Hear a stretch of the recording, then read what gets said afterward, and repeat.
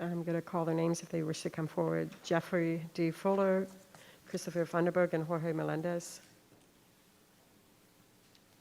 Jeffrey Fuller. Christopher Funderburg.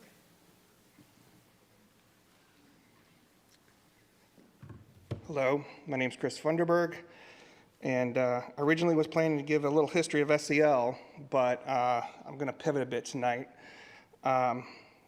I'm a little bit confused about the dog and pony show we just saw here for the Thriving Futures presentation. We heard a lot about what staff has done and implemented, but we didn't hear anything about what the outcome for the students was. Has this increased their academic performance? Has it had any positive impact on the student body altogether? And who is Alliance for Healthier Generation? I've never heard of that organization before. I could start an organization and by next week be handing out participation trophies to schools across the country. So if we're going to recognize people for these things, I think we should not just concentrate on what was done, but what the outcome of what was done. So with that, let me get back onto track and see if I can fit this in or not. Okay. So I imagine most of you know what SEL is and how it is implemented in Prince William County, but what I want to review the history and how it got to where it is today before diving into its use. It goes back to Yale psychologist and civil rights activist James Comer. He wanted to explore why most Black inner city schools in Hartford, Connecticut were failing so bad and introduced the idea of whole child teaching. This consisted of intervening with students in an environment of the civil rights movement, the fall of institutional racism, the assassination of Dr. Martin Luther King Jr., and the broken homes that many of them came from.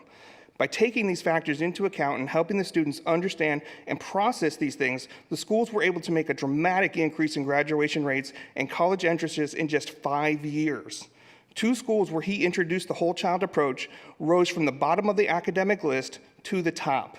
It was truly a miraculous turnaround and success, and Comer has been rightfully lauded for what he accomplished. However, over the years, applying this program in other schools in the country has been very hit or miss. It turns out that the success of the program depended a lot on the home environment of the students, the teacher's skill and buy-in, and student buy-in. We're finding that it worked great at an individual approach for at-risk students, but had marginal or backward success in other environments. By the early 1990s, the whole child educational approach was picked up by the Fetzer Institute, and SEL was officially born. This is where CASEL, the Collaborative for Academic, Social, and Emotional Learning, was created as the implementation arm. It meshed with critical education theory, and the intensive surveying portions were added. CASEL's SEL had limited success in getting established in schools until the passage of the 2015 Every Student Succeeds Act, ESSA. This act mandated at least one domain of non-academic competency reporting from every school receiving federal education money. In steps CASEL with a ready-made system to provide this necessary reporting that... Thank you. All right, thank you.